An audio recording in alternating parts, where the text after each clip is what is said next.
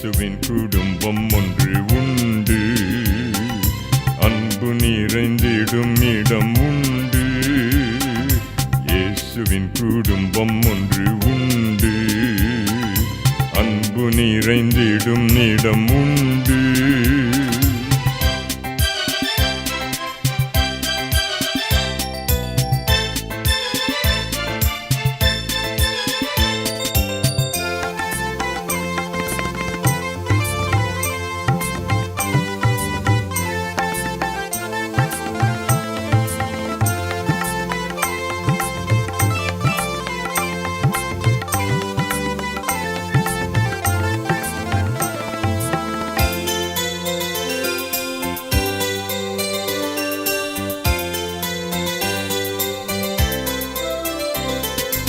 உயர்வும் இல்லை, அங்கு தாழ்வும் இல்லை, ஏழை இல்லை, பணக்காரன் இல்லை. உயர்வும் இல்லை, அங்கு தாழ்வும் இல்லை, ஏழை இல்லை, பணக்காரன் இல்லை. ராஜாதி ராஜா இயேசு என்றென்றும் ஆண்டிடுவார். ராஜாதி ராஜா இயேசு என்றென்றும் ஆண்டிடுவார். இயேசுவின் குடும்பம் ஒன்று உண்டு, அன்பு நிறைந்திடும் இடம் உண்டு. இயேசுவின் குடும்பம் ஒன்று உண்டு, அன்பு நிறைந்திடும் இடம் உண்டு.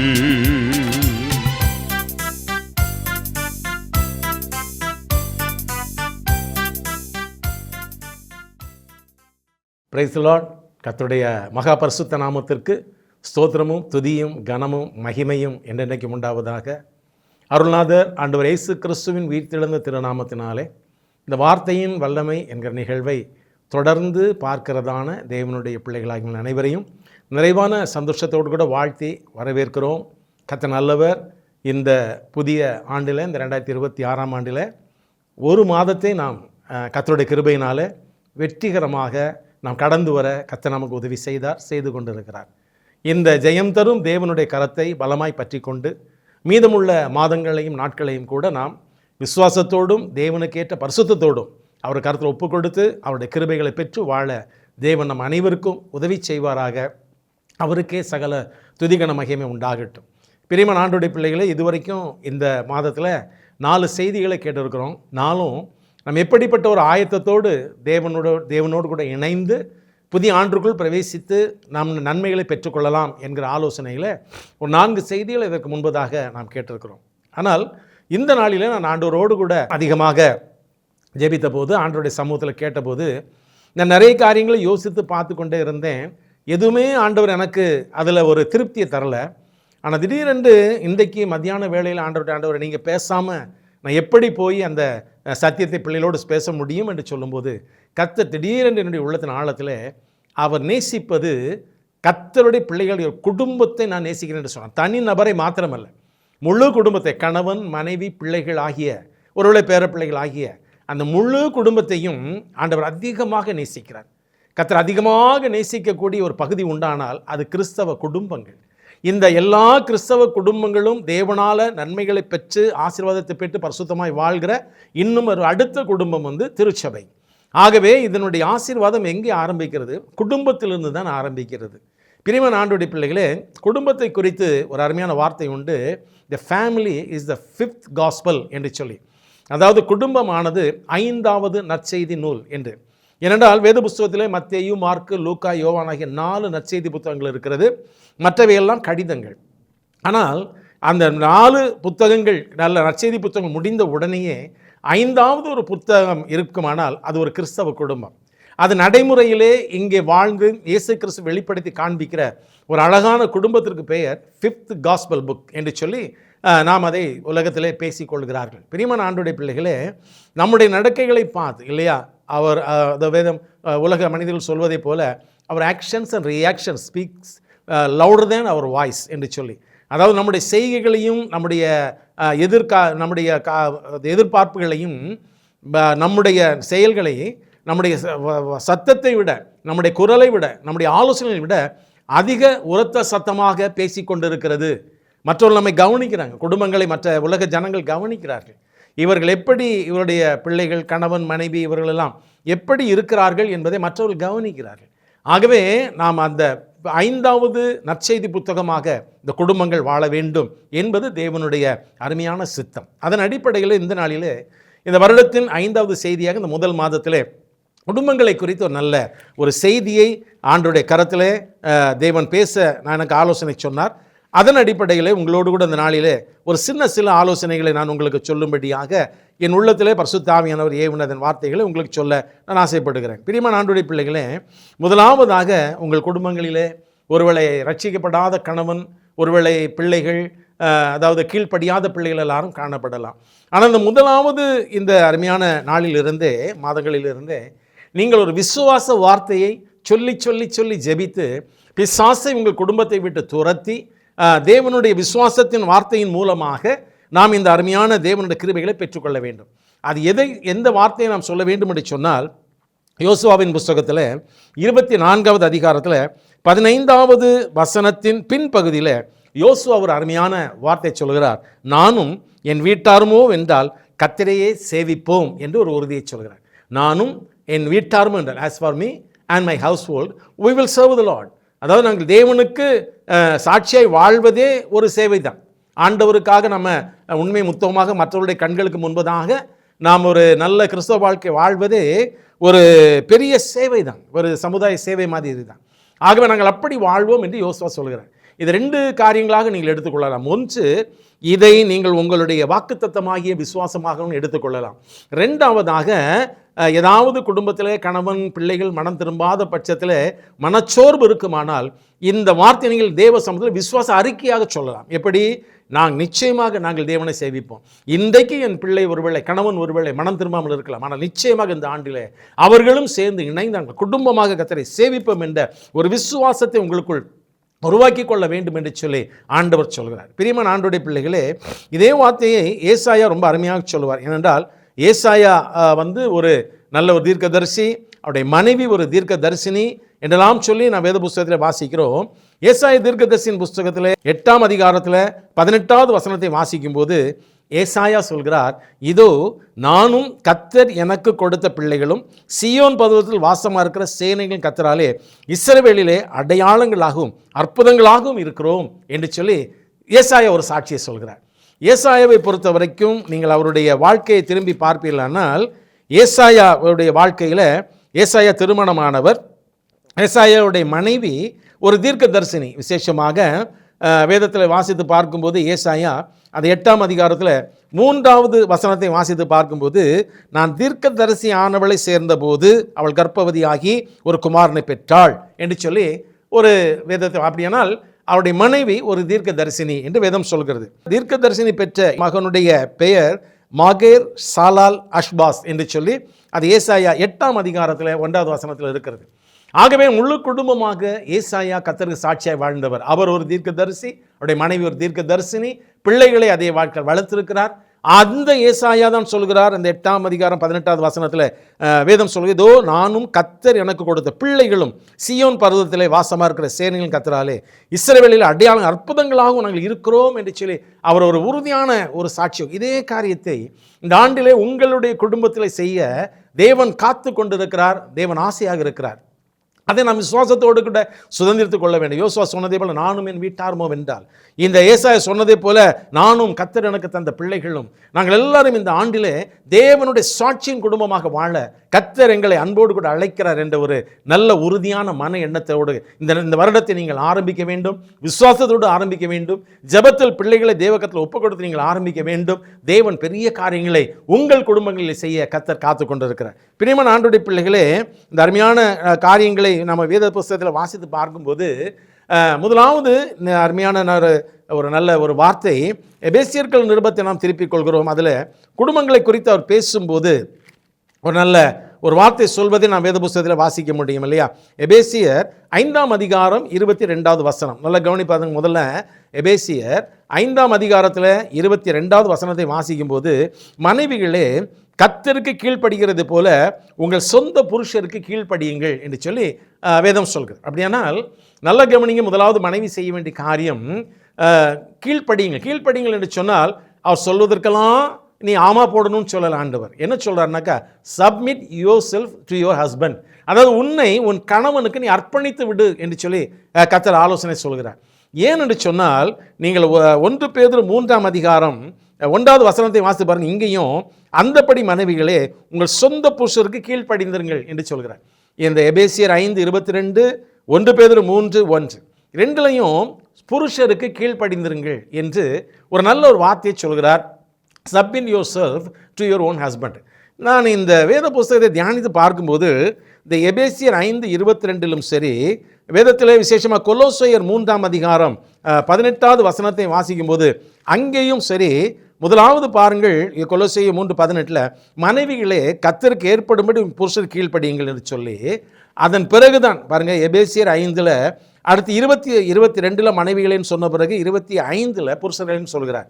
கொலோசையர் 3ஆம் அதிகாரத்தில் 18வது வசனத்தில் மனைவிகளே என்று சொன்ன பிறகு 2வது தான் புருஷர்களே என்று சொல்லி 18 மனைவிகளே, 19வது வசனத்தில் புருஷர்கள் என்று சொல்கிறார். முதலாவது, அதாவது வேதத்தில் நான் வாசித்து பார்க்கும்போது புருஷன் தான் குடும்பத்திற்கு தலைவன் இல்லையா? அப்படியானால் முதலாவது புருஷர்களே சொல்லியிருக்கணும், முதலாவது மனைவிகளை சொல்கிறார். நல்ல அந்த வேத பகுதியை உங்கள் வேத புஸ்தகத்தில் எடுத்து தியானித்து பாருங்கள். என்னைக்காவது தியானித்து பார்த்துருக்கீங்களா? அதை ஏன் முதலாவது மனைவிக்கு சொல்கிறார், ஏன் 2வது புருஷனுக்கு சொல்கிறார்? இதை வாசிக்கும் போது எனக்கு ஒரு ஆவிக்குரிய ஒரு கேள்விக்குறி வந்தது. அப்போ நான் ஆண்டவர்கிட்ட கேட்டேன், ஆண்டவரே ஏன் ஆண்டவர் முதல்ல மனைவிக்கு சொல்கிறாங்க, ஏன் 2வது புருஷனுக்கு சொல்கிறாங்க? 2 பகுதிகளிலும் அப்படி தான் சொல்லப்பட்டிருக்கிறது. மனைவிகளுக்கு முதல் கீழ்ப்படின்னு சொல்லி, 2வது தான் புருஷர்களே உங்கள் மனைவிகளில் அன்பு கூறுங்கள், கசந்து கொள்ளாதுங்கள் எல்லாம் 2வது சொல்லு. அப்போ ஏன் மனைவிக்கு, அதுவும் சொந்த புருஷனுக்கு கர்த்தருக்கு கீழ்ப்படிவது போல சொந்த புருஷருக்கு கீழ்ப்படியுங்கள் என்று சொல்லி ஏன் சொல்லியிருக்கு அப்படி சொன்னால், இப்போது எனக்குள் ஏதேன் தோட்டத்தை குறித்த ஒரு கேள்விக்குறி வருகிறது. ஏனென்றால் அங்கே பிசாசானவன், சத்ருவானவன் ஏவாள் இடத்துல போய் நான் சொல்கிறான் நீ இந்த கனியை புசிக்கலாம் என்று சொல்லி. அப்போ நான் நினைக்கிறேன், நான் என்னுடைய ஆஸ் பர் மை ரிசர்ச், நீங்கள் அதை உங்களுக்கு ஒத்துக்கொள்ளும் என்றால் ஏற்றுக்கொள்ளலாம், இல்லை என்றால் நீங்கள் வேறு கருத்து இருந்தால் நீங்கள் அதை வைத்துக்கொள்ளலாம். அப்போ நான் என்ன நினைக்கிறேன்னா, இந்த சாசானவன் ஏவாள்கிட்ட சொன்ன பிறகு ஏவாள் ஆதாம்கிட்ட நிச்சயமாக சொல்லியிருப்பான், என்ன இந்த மாதிரி அந்த பிசாசு வந்தான், அதாவது சர்ப்பன் என்று சொன்னாலே கவர்ச்சிகரமான என்று சொல்லி பொருள். அவன் ரொம்ப அட்ராக்டிவ் ஃபிகராக தான் வந்திருக்கிறான். சொல்கிறான் இந்த மாதிரி இந்த கனியை புசித்தால் நாம் தேவர்களை போல் ஆகலாம் என்று சொல்லி அவன் சொல்கிறானே, நம்ம புசிக்கலாமா என்று கேட்டிருப்பான். அப்போது நிச்சயமாக நான் நினைக்கிறேன் ஆதாம் சொல்லியிருப்பார், வேண்டாம், நமக்கு ஆண்டவர் என்ன சொன்னாரோ அதற்கு நாம் கீழ்ப்படிவோம் என்று ஆதாம் ஆலோசனை சொல்லியிருக்க வேண்டும். என்னுடைய ஒரு ஆலோசனை சொல்லியிருக்கணும். அப்போ அந்த ஏவாள் மறுபடியும் சொல்லியிருப்பாங்க, இல்லை நம்ம தேவர்கள் ஆகலாம் என்று மறுபடியும் அவன் சொல்கிறானே என்று சொல்லி மறுபடியும் புருஷனுக்கு கீழ்ப்படியாதபடி அந்த சாத்தானுக்கு கீழ்ப்படுகிற உணர்வு அவளுக்கு வந்து விட்டது. அப்போ அவள் என்ன சொந்த புருஷனுக்கு கீழ்ப்படிந்திருந்தால், ஒருவேளை ஆதாம் சொல்லியிருக்கலாம் வேண்டாம் அது கர்த்தருக்கு பிடிக்காது என்று சொல்லியிருந்தால், கர்த்தருக்கு தான் கீழ்ப்படியும் ஆதாம் சொன்னதை ஏவாள் கேட்டிருந்தால் இந்த சாபம் வந்திருக்காது. ஆகவே ஏவாள் சொந்த புருஷனுக்கு கீழ்ப்படியாதபடி அந்த பிசாசுக்கு கீழ்ப்படியத்தக்கதாக தன் இருதயத்தை கெடுத்து புருஷனுக்கும் கனியை கொடுத்தபடினால இங்கே தேவன் இந்த இடத்துல இந்த குடும்பத்தை பற்றி சொல்லும்போது, முதலாவது மனைவிகளே உங்கள் சொந்த புருஷன் கீழ்ப்படியுங்கள், 3வது நபர் யாராவது ஏதாவது ஆலோசனை சொன்னால் புருஷனுடைய ஆலோசனை இல்லாதபடி நீங்கள் அந்த காரியங்களில் ஈடுபட்டு விடாதிருங்கள் என்ற எச்சரிப்பு சொல்வதற்காகத்தான் ஆண்டவர் முதலாவது மனைவிகளுக்கு அங்கே முதல் ஆலோசனை சொல்கிறார், அதன் பிறகுதான் புருஷனுக்கு சொல்கிறார். யோசித்து பாருங்கள், நம்முடைய வாழ்க்கையில் நம்ம அதை நல்லா யோசித்து பார்க்கணும். மனைவிகளுக்கு ஏன் முதல்ல, நான் இதை வாசித்த உடனே என் உள்ளத்தில் பரிசுத்தவன் கேள்வி கொடுத்து, ஏன் ஆண்டவர் முதலாவது மனைவிக்கு சொல்கிறீங்க? குடும்பத்தில் தலைவன் புருஷன் தானே, அப்போ முதலாவது அவனுக்குள்ள சொல்லியிருக்கணும். ஏன் 2வது மனைவிக்கு சொல்லி அப்புறம் பிள்ளைகளுக்கு சொல்லி அப்புறம் வேலைக்காரன் சொல்லி அப்புறம் எஜமானுக்கு சொல்லியிருக்கலாமே? ஏன் மனைவிகளுக்கு முதல் சொல்கிறீங்க அப்படின்னா இதுதான் காரியம். மனைவியாகிய ஏவாள் சொந்த புருஷனாகிய ஆதாமுக்கு செவி கொடுக்காதபடிக்கு அவள் அந்த சாத்தானுக்கு செவி கொடுத்தபடி, இன்றைக்கும் அருமையான குடும்ப தலைவிகளே, நீங்கள் கணவன் மனைவி பிள்ளைகள் இருக்கிற இடங்களிலே 3வது ஒரு நபர் 1008 ஆலோசனைகள் சொன்னாலும் நீங்கள் சொந்த புருஷனுடைய ஆலோசனை அடிப்படையில் நீங்கள் செய்வீர்களானால் குடும்பம் ஆசீர்வதிக்கப்படும். அதைத்தான் இந்த வேதம் முதலாவது மனைவிக்கு எச்சரிப்பு சொல்கிறது, குடும்ப தலைவிகளுக்கு ஒரு எச்சரிப்பை கொடுக்கிறது. நான் மறுபடியும் அதை யோசித்து பார்த்து கர்த்தர் அந்த விடையை தந்த உடனே ஆண்டவர் நன்றி செலுத்தினேன். இது மிகப்பெரிய ஒரு ரகசியம். முதலாவது ஆண்டவர் வார்த்தை சொல்வது அதாவது ஆதாம் சொல்லியிருக்க வேண்டும், வேண்டாம் கர்த்தருக்கு கீழ்ப்படிவோம், அவர் புசிக்க வேண்டாம் என்று சொல்லியிருக்கிறார் என்று ஆதாம் சொல்லி இருக்க வேண்டும். ஆனாலும் ஏவாள் அந்த மூன்றாவது நபராகிய சர்ப்பம் சொன்னதன் மேலேயே கவனம் செலுத்தினபடியினால் சாபம் வந்து விட்டது. எச்சரிக்கை அருமையான குடும்பத்தின் தலைவிகளே, உங்களுடைய புருஷன் அவருக்கு நீங்கள் உங்களை அர்ப்பணித்து விடுங்கள். ஏனென்றால் பேதுரு கூட அதை சொல்லும்போது இல்லையா, அருமையாக சொல்கிறார். 1 பேதுரு 3ஆம் அதிகாரத்தை நாம் வாசித்து பார்க்கும்போது, அந்தப்படி மனைவிகளே உங்கள் சொந்த புருஷருக்கு கீழ்ப்படிந்திருங்கள், அப்பொழுது அவர்களில் யாராவது திருவசனத்துக்கு கீழ்ப்படியாதவர்கள் இருந்தால் பயபக்தியோடு கூடிய உங்கள் கற்புள்ள நடக்கையை பார்த்து போதனையின்றி மனைவிகளின் நடக்கையினாலே ஆதாயப்படுத்தி கொள்ளப்படுவார்கள் என்று ஒரு தேவனுடைய பரிசுத்த ஆவியானவரால் ஏவப்பட்ட தேவ மனுஷன் ஆலோசனை கொடுக்கிறார். சப்மிட் பண்ணிருங்க. அருமையான இந்த அதாவது பவர் இன் பிரைஸ் என்று சொல்லி மெர்லின் கரோதஸ் என்று சொல்லக்கூடிய தேவ மனிதன் துதியில் உள்ள வல்லமை என்கிற ஒரு புஸ்தகத்தை எழுதியிருக்கிறார். அது முதலாவது அதாவது ப்ரிசன்ட் டு பிரைஸ், அடுத்தது பவர் இன் பிரைஸ் என்ற 2 புத்தகங்கள். நீ எங்கிருந்தாலும் நீங்கள் அதை வாங்கி படித்து பாருங்கள். எந்த சூழ்நிலையும் ஆண்டவர் துதிக்க வேண்டும் என்று சொல்லி அவர் அதில் எழுதியிருப்பார். அதில் இந்த பவர் இன் பிரைஸ் என்கிற அந்த புஸ்தகத்தில் முதலாவதாகவே எடுத்த உடனே இருக்கக்கூடிய காரியம், ஒரு வாலிப பெண் மெர்லின் கரோதஸ் என்ற ஊழியக்காரத்தில் வருகிறாள். வந்து அழுகிறாள். என்ன சொல்கிறா அப்படின்னா, ஐயா நான் ஒரு எதிர்பார்ப்போடு திருமணம் பண்ணினேன், ஆனால் என்னுடைய கணவரோ பயங்கரமான குடிகாரராக இருக்கிறார், என்னுடைய எல்லா அமைதியும் குலைந்து போயிடுச்சு, வீட்டில் சமாதானம் இல்லை, வீட்டில் நிம்மதி இல்லை, குடும்பமே ஒரு நரகம் போல் இருக்கிறது என்று சொல்லி அந்த மனைவி ஊழியக்காரர் இடத்துல சொல்லுகிறாள். அப்போ அந்த ஊழியக்காரர் மெர்லின் கரோதஸ் சொல்கிறார், இந்த கணவனை கர்த்தர் உனக்கு கொடுத்ததற்காக நீ கர்த்தருக்கு நன்றி செலுத்தினாயா என்று சொல்லி கேட்கிறார். அவளுக்கு புரியவே இல்லை. இது எப்படி இந்த காரியத்தை கர்த்தர் நன்றி செலுத்த முடியும், எப்படி ஐயா அப்படின்னு கேட்கும்போது அவர் சொல்கிறாரு, இந்த ஆத்துமாவை கர்த்தருக்குள் ரட்சிப்பில் வழி நடத்தி இந்த ஆத்துமா ஆதாயப்படுத்துவதற்காகவே கர்த்தர் இந்த கணவனை உனக்கு தந்திருக்கிறார், நீ அதை விசுவாசிக்கிறாய் என்று சொல்லி கேட்கிறார். இந்த குடிகார கணவனை குடிப்பழக்கத்தில் இருந்து விடுவித்து நீ அவனை நல்ல மனிதனாய் மாற்றுவதற்காக, இந்த ஆத்துமாவை ஆதாயம் பண்ணுவதற்காக கர்த்தர் உனக்கு இந்த நல்ல கணவனை தந்திருக்கிறார் என்று விசுவாசிக்கிறாயா என்று அந்த ஊழியக்காரர் கேட்கிறார். அவளுக்கு அது புரியவில்லை. ஆனால் சொல்கிறார், கொஞ்ச நேரம் பேசினோன்னு கொஞ்சம் புரியுது அவளுக்கு. நல்ல வாலிப நாட்களிலே கர்த்தருக்கு பயந்து நல்ல ஜெபிக்கிற ஒரு பிள்ளை தான். இந்த கணவனை யோசித்து பார்க்கிறாள். அந்த குடிப்பழக்கம் மாத்திரம் இல்லை, வெளியே வந்து விட்டால் ஒரு நல்ல மனிதர், அவர் மிக நல்ல மனிதர். ஆகவே உடனே இவள் அந்த அர்த்தத்தை புரிந்து கொண்டு, ஏனென்றால் இந்த பேதுரு சொன்னதை சொல்கிறேன் அந்த வார்த்தையை, ஏனென்றால் 2வது வாசல் இல்லையா, அப்பொழுது அவர்களில் யாராவது திருவசனம் கீழ்ப்படியாதவர்கள் இருந்தால், புருஷன் கீழ்ப்படி இருந்தால் பயபக்தியோடு கூட உங்கள் கற்புள்ள நடக்கையை அவள் பார்த்து போதனையின்றி மனைவிகளின் நடக்கையினாலே ஆதாயப்படுத்தி கொள்ளலாம். நீங்கள் கணவன் எவ்வளவு குடிகாரனாக இருந்தாலும் சரி, நிறைய சாட்சிகளை என்னால் சொல்ல முடியும். நான் வாழ்க்கையில் ஊழியத்தின் பாதையில் கண்ட நிறைய சாட்சிகள், அன்பு குடும்பத்தின் தலைவிகள் தங்களுடைய நடக்கையினாலே மோசமான நடக்கை உள்ள கணவனை, தங்களுடைய பிள்ளைகளை ஆதாயப்படுத்தி கொண்ட நிறைய சாட்சிகளை சொல்ல முடியும். அதனால் குடும்ப தலைவிகள் மேல் மிக சிறப்பான கிருபையை தேவன் வைத்திருக்கு. அதைத்தான் நீதிமொழியில் சொல்கிறது, புத்தியுள்ள ஸ்திரீ தன் வீட்டை கட்டுகிறாள் என்று சொல்லி வேதம் சொல்கிறது. ஆகவே பிரியமான ஆண்டவருடைய பிள்ளைகளை இங்கே வேதத்தை வாசித்து பார்க்கும்போது அவருக்கு இறுதியாக அந்த மெர்லின் கரோதஸ் என்ற ஊழியக்காரரும் அந்த வாலிப பிள்ளையுமாக ஜெபிக்கிறார்கள். அவளுடைய கணவனுக்காக அவள் ஜெபிக்கிறாங்க, 2 பேரும் ஸ்தோத்திரம் பண்ணுறாங்க. அப்போ அவள் ஆண்டவரோட மனம் விட்டு சொல்கிறாளாம், ஆண்டவரே இந்த ஆத்துமாவை ஆதாயப்படுத்தும்படியாக எனக்கு நல்ல கணவனை தந்திருக்கிறீங்க, அதற்கு நன்றி செலுத்துகிறேன், என் கணவனை ஒரு நல்ல மனிதனாக நிச்சயமாக நீங்கள் மாற்ற முடியும் ஆண்டவரே என்று சொல்லி அந்த நன்றி செலுத்துகிறார். நடந்த சம்பவம் என்ன தெரியுமா, நீங்கள் அந்த புத்தகத்தை வாசித்து பார்த்தீங்களா, அன்றைக்கு அவள் வீட்டுக்கு திரும்பி செல்லும்போது வேலைக்கு போன கணவன் வீட்டில் குடிக்காமல் அமைதியாக உட்கார்ந்து, அந்த நாளில் அமைதியாக உட்கார்ந்து கொண்டு இருக்கிறான்.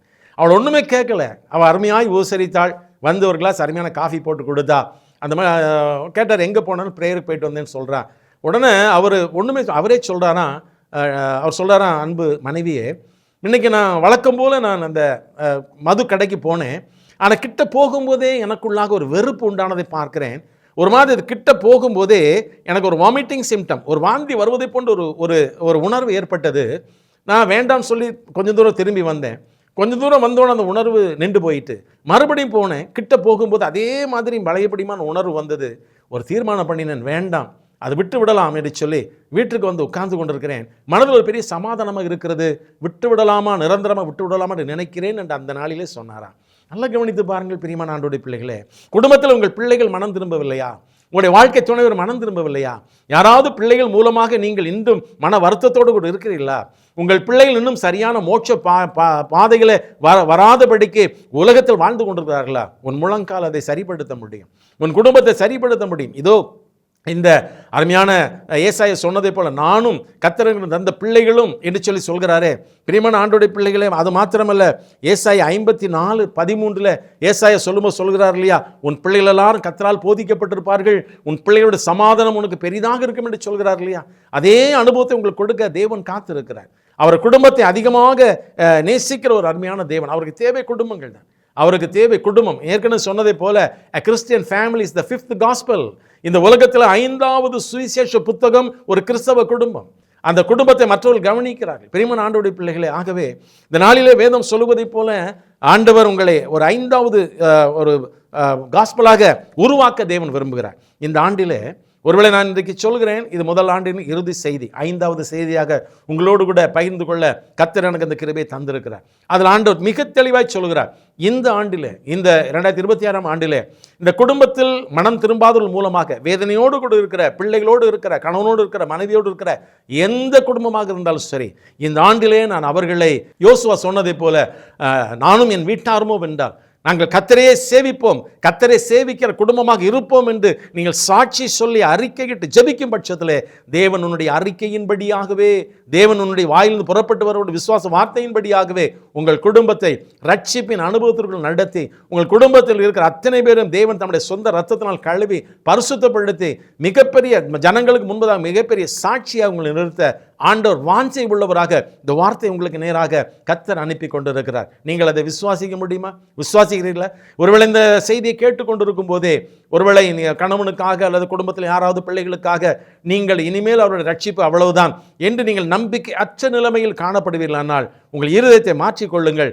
தேவனால் கூடாத காரியம் என்று ஒன்றுமே இல்லை, ஆண்டவரால் கூடாத காரியம் ஒன்றுமில்லை. இந்த வசனத்தை பிடித்து நீங்கள் அதன்படியே நீங்கள் பிள்ளைகளுக்காக ஜெபிப்பீர்கள், ஆனால் வேதம் சொல்கிறதை போல உன் பிள்ளைகளுடைய சமாதானம் உனக்கு பெரிதாக இருக்கும். பிரியமான ஆண்டவருடைய பிள்ளைகளே, உலகத்தில் சில காரியங்களை சொல்லுவார்கள். என்னவென்று சொன்னால், ஒருவேளை திருக்குறள் உங்கள் எல்லாருக்கும் தெரியும் இல்லையா, அதில் ஒரு அருமையான திருக்குறள், 2 குறளை நான் உங்களுக்கு சொல்கிறேன். ஒன்று, ஈன்ற பொழுது பெரிதுவர்க்கும் தன் மகனை சான்றோன் என கேட்டதாய். ஒரு அருமையான ஒரு வார்த்தை, அவசியம் அது. ஏனென்றால் உனக்கு ஒரு ஆண் பிள்ளை பிறந்திருக்கிறது என்று தாயாரிடத்தில் ஒருவர் சொல்லும்போது சந்தோஷப்படுகிறாள். ஆனால் அதே பிள்ளை அதே மாவட்டத்தில் அவர் ஒரு கலெக்டராக வந்து விட்டார் என்று தாயாரிடத்தில் சொல்லும்போது அவள் அதை விட அதிகமாக சந்தோஷப்படுவாளாம் இல்லையா. அவள் இந்த மாவட்டத்தில் உயர் அதிகாரியாக என் மகன் இருக்கிறான் என்று சொல்லும்போது அதிக சந்தோஷப்படுவாள். உலகத்தில் இது இயற்கையான காரியம், அவசியம், நான் இல்லை என்று சொல்லவில்லை. அதே போல தந்தை மகற்காற்றும் உதவி அவயவத்து முந்தி இருப்ப செயல். ஒரு தகப்பனுடைய கடமை என்ன? தன் மகனை சரியான பாதையில் வழி நடத்தி அவனை அந்த சமுதாயத்தில் ஒரு உயர்ந்த மனிதனாக மாற்றுவது தகப்பனுடைய கடமை. இதுவும் அவசியம், நான் இல்லை என்று சொல்லவில்லை. உங்களுடைய பிள்ளைகள் சாதிக்க வேண்டும், சம்பாதிக்க வேண்டும், உங்களுடைய பிள்ளைகள் உயர்ந்த ஸ்தானத்தில் இருக்க வேண்டும். இவெல்லாம் சந்தோஷம் கொடுக்கக்கூடியவர். உலக மனிதர்களுக்கும் கர்த்தருடைய பிள்ளைகளுக்கு இது சந்தோஷம்தான். ஆனால் ஒரு உண்மையான சந்தோஷம் என்னவென்று சொன்னால், 3 யோவான் 4ஆம் அதிகாரம் சொல்கிறது, என் பிள்ளைகள் சத்தியத்தில் நடக்கிறார்கள் என்று நான் கேள்விப்பட்ட சந்தோஷத்தை விட மேலான சந்தோஷம் ஒன்றுமில்லை. என் பிள்ளைகள் சத்தியத்தில் நடக்கிறார்கள், ஈன்ற பொழுது பெரிதுவர்க்கும் தன் மகனை சான்றோன் என கேட்டதாய் சந்தோஷப்படுவதை விட அதிகமாக என் பிள்ளை சத்தியத்தில் நடக்கிறான் இல்லையா. இந்த 3 யோவானை நாம் திருப்பி வாசித்து பார்க்கும்போது அந்த யோவான் சொல்லும்போது எதை சொல்கிறார்? அந்த காயு எங்கேயோ இருக்கிறார் இல்லையா. வேதம் சொல்கிறது 5வது வசனத்தில், பிரியமானவனே நீ சகோதரருக்கும் அந்நியருக்கும் செய்கிற யாவற்றையும் உண்மையாய் செய்கிறார். 6வது வசனம், அவர்கள் உன்னுடைய அன்பை குறித்து சபைக்கு முன்பதாக சாட்சி சொன்னார்கள். தேவனுக்கு முன்பாக பாத்திரமானபடி நீ அவர்களை வழிவிட்டு அனுப்பினால் நலமாக இருக்கு. நல்லா கவனித்து பாருங்க, அவர் எங்கேயோ இருக்கிறார், கயாஸ் எங்கேயோ இருக்கிறார், இவர் எங்கேயோ இருக்கு. ஆனால் அங்கிருந்து வந்தவர்கள், ஐயா உங்களுடைய அருமையான அந்த கயாஸ் என்கிறவன் அதை குறித்து அவன் சத்தியத்தில் நடக்கிறான் என்று சாட்சி சொன்னார்கள். இந்த சபையில் அவர்கள் சாட்சி சொன்ன உன் பிள்ளைகளை குறித்து அவர்கள் சாட்சி சொன்னார்கள். இதை விட எனக்கு வேறு என்ன சந்தோஷம் வேண்டும்? என் பிள்ளைகள் வேலை செய்கிற இடத்துல அல்லது திருமணமாகி சென்றிருக்கிற இடத்துல மாமியார் அல்லது மருமகள் அல்லது வேலை செய்கிற அலுவலகத்தில் இருக்கிறவங்களாம் உங்கள் பிள்ளை மாதிரி ஒரு தங்கமான பிள்ளை எங்களுக்கு கிடைச்சதற்காக நாங்கள் ஆண்டவருக்கு நன்றி செலுத்தணும்னு சொல்லி அவர்களை குறித்து ஒரு நல்ல சாட்சி சொல்வார்கள். ஆனால் அதுதான் உண்மையான சந்தோஷம். அதுதான் உண்மையான மகிழ்ச்சி என்று வேதம் நமக்கு கற்றுத்தருகிறது. பிரியமான ஆண்டவருடைய பிள்ளைகளே, இந்த சந்தோஷத்தை கொடுப்பதற்கு கர்த்தர் காத்திருக்கிறார். இந்த ஆண்டிலே உங்கள் குடும்பத்திற்கு இப்படிப்பட்ட மகிமையான ஒரு சந்தோஷத்தை கொடுக்க கர்த்தர் காத்திருக்கிறார். ஆகவே இந்த நாளிலே அன்பானவர்களே, ஆண்டவர் சொல்கிறார், நானும் என் வீட்டாருமோ என்றால் கர்த்தரையே சேவிப்போம். இந்த நல்ல வசனத்தை அறிக்கையிட்டுக் கொண்டே இருங்கள். நீங்கள் குடும்பத்தின் சூழ்நிலையை பார்க்காதீங்க. கர்த்தருடைய வார்த்தையை தொடர்ந்து விசுவாச அறிக்கையை நீங்கள் செய்து கொண்டே இருக்கும்போது கர்த்தர் இந்த வருடத்தில் உங்கள் முழு குடும்பத்தையும் இதோ அந்த ஏசாயா 8ஆம் அதிகாரம் 18வது வசனத்தில் வாசித்தோம் இல்லையா? அதே போல ஏசாயா 8:18 நாம் வாசித்ததை போல ஆண்டவர் நம்முடைய குடும்பத்தை ஏசாயாவுடைய அதே சாட்சியை, இதோ நானும் கர்த்தர் எனக்கு கொடுக்கிற பிள்ளைகளும் சீயோன் பர்வதத்தில் வாசமாக இருக்கிற சேனையில் கர்த்தராலே இஸ்ரவேலில் அடையாளம் அற்புதங்களாகவும் நாங்கள் இருக்கிறோம் என்று சொன்னதை போல கர்த்தர் நிச்சயம் உங்கள் குடும்பங்களை ஆசீர்வதிக்க விரும்புகிறார். ஆகவே தான் இந்த வார்த்தை இந்த மாலை வேளையிலே திட்டமும் தெளிவுமாக உங்களோடு கூட பேச கர்த்தனோடு பேசினார். நான் எத்தனையோ காரியங்களை யோசித்து பார்த்தேன், எத்தனையோ காரியங்களை கர்த்தருடைய சமூகத்தில் நான் கேட்டு பார்த்தேன். எனக்கு அன்பானவர்களே, கர்த்தர் அதையெல்லாம் விரும்பவில்லை. என்னுடைய யோசனை கர்த்தர் விரும்பவில்லை. அவர் என்ன நினைக்கிறாரோ அந்த வார்த்தையை மட்டுமே விரும்பினார். இந்த வார்த்தை கர்த்தரின் உள்ளத்தில் போட்டபோது உடனே எனக்குள்ளாக பரிசுத்த ஆவியானவருக்குள்ள ஒரு ஏவுதலையும் ஒரு சந்தோஷத்தை உணர்ந்தேன். கர்த்தர் சொன்னதை அப்படியே உங்களுக்கு சொல்லியிருக்கேன். ஏனென்றால் இந்த செய்தியை கேட்கிற உங்களுடைய குடும்பத்தில் இது தேவை என்று கர்த்தர் அறிந்திருக்கிறார். சில குடும்பங்கள் நன்றாக இருக்கிறீர்கள், அதற்காக நான் ஆண்டவருக்கு நன்றி செலுத்தினேன். ஆனால் சில குடும்பத்தில் தேவையாக இருக்கிறபடினால் கர்த்தர் அனுப்பினார். உங்கள் குடும்பங்களை இந்த 2026ஆம் ஆண்டிலே முழு குடும்பமாக, சந்தோஷமான குடும்பமாக, மகிழ்ச்சியான குடும்பமாக நடத்த கர்த்தர் விரும்புகிறபடினால முழு குடும்பத்தின் மேலும் தன்னுடைய அற்புதத்தின் கரத்தை வைத்து உங்களை ஆசீர்வதித்து மேன்மைப்படுத்தி சந்தோஷப்படுத்த கர்த்தர் இறங்கி வந்திருக்கார் உங்கள் இல்லத்தில். அவருடைய கருத்தில் நாம் ஒப்பு கொடுத்து ஜெபிக்கலாமா? நாம் ஜெபிக்கலாம். எங்களை அதிகமாக நேசிக்கிற எங்கள் அன்பின் பரலோக பிதாவே, இந்த அருமையான நாளில் நீர் எங்களோடு கூட பேசின நல்ல வார்த்தைகளுக்காக நாங்கள் நன்றி செலுத்துகிறோம். நீர் எங்களை எவ்வளவாய் நேசிக்கிறீர் அப்பா. எங்களுடைய முழு குடும்பத்தை நேசிக்கிறீர் ஆண்டவர். நல்ல கணவன், நல்ல மனைவி, நல்ல பிள்ளைகள், நல்ல பேரப்பிள்ளைகள் எல்லாவற்றையும் தேவன்கள் தந்திருக்கிறபடினால் நமக்கு ஸ்தோத்திரம்.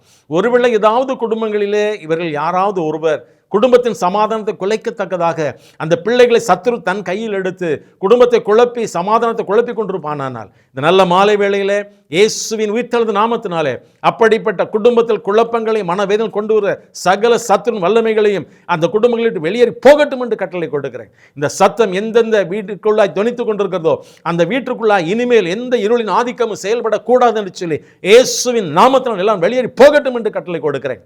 அந்த ஆண்டிலே இந்த குடும்பங்களுக்குள்ளே ஒரு விசேஷித்த ரட்சிப்பு, ஒரு விசேஷித்த ஆசீர்வாதம், ஒரு விசேஷித்த சந்தோஷம், கர்த்தர் சொன்னதை போல உன் அலங்கத்துக்குள்ள சமாதானமும் உன் அரண்மனைக்குள்ள சுகமும் இருக்கும் என்று சொன்னீங்களே, அதே போல் அந்த குடும்பங்களுக்குள்ளாக தேவ சமாதானம், சுகங்கள் ஆண்டவர் நிரந்தரமாய் வாழத்தக்கதாக பரம தகப்பனே நீர் ஒவ்வொரு குடும்பத்தையும் பரிபூர்ணமாய் பொறுப்பேற்றுக் கொள்ளும்படியாக நாங்கள் ஜெபிக்கிறோம். இந்த செய்தியை கேட்ட ஒவ்வொரு குடும்பத்திலும் சந்தோஷங்கள் இறங்கி வரட்டும், சமாதானங்கள் இறங்கி வரட்டும், தேவனுடைய வழிநடத்தல் இறங்கி வரட்டும், உடைய வல்லமைகள் இறங்கி வரட்டும். கைவிட்டு விடாதிரும் அப்பா, கைவிட்டு விடாதிரும். செய்ய முடியாதபடி சத்துருவின் பிடியில் சிக்கி தவிக்கிற குடும்பங்களை இப்போதே கர்த்தர் விடுதலை ஆக்குவீராக. உடைய வாக்குத்தத்தத்தின்படியாக குமாரன் உங்களை விடுதலை ஆக்கினால் மெய்யா விடுதலை ஆவில்லை என்று சொன்னீங்களே, தேவகுமாரனே எங்கள் விடுதலை ஆக்க உமக்கு ஒருவருக்கே வல்லமை உண்டு. இந்த குடும்பங்களை கர்த்தர் கட்டவிழ்த்து விடுதலை ஆக்குவீராக. விடுதலை பெற்று சாட்சியை வாழ உதவி செய்வீராக. ஒவ்வொரு குடும்பமும் கர்த்தருக்குள்ளாக மகிழ்ச்சியான குடும்பமாய் இந்த ஏசாயா சொன்னதை போல, ஆண்டவர் யோசுவா சொன்னதை போல கர்த்தருடைய சாட்சிகளை வாழ உதவி செய்யும்படியாக ஜெபிக்கிறோம். தொடர்ந்து காத்துக்கொள்ள வழிநடத்தும் ஆசீர்வதியும் இயேசு கிறிஸ்து மூலமாக நீர் குடும்பங்களை ஆசீர்வதித்து விட்டதற்காக நன்றி செலுத்துகிறோம். ஜீவனுள்ள நல்ல பிதாவே, ஆமேன், ஆமேன், ஆமேன். எனக்கு அன்பானவர்களே, கர்த்தர் இந்த வருடத்தில் உங்கள் குடும்பத்தை சந்தோஷம் குடும்பமாய் மாற்றப் போகிறார். கர்த்தருக்கு நன்றி மாத்திரம் செலுத்துங்க. God bless you all. இன்பம் உண்டு, சமாதானம் உண்டு, வெற்றி உண்டு, துதிப்பாடல் உண்டு. இன்பம் உண்டு, சமாதானம் உண்டு, வெற்றி உண்டு, துதிப்பாடல் உண்டு. ராஜாதி ராஜா இயேசு என்றென்றும் ஈந்திடுவார். ராஜாதி ராஜா இயேசு என்றென்றும் ஈந்திடுவார். இயேசுவின் குடும்பம் ஒன்று உண்டு, அன்பு நிறைந்திடும் இடம் உண்டு. இயேசுவின் குடும்பம் ஒன்று உண்டு, அன்பு நிறைந்திடும் இடம் உண்டு.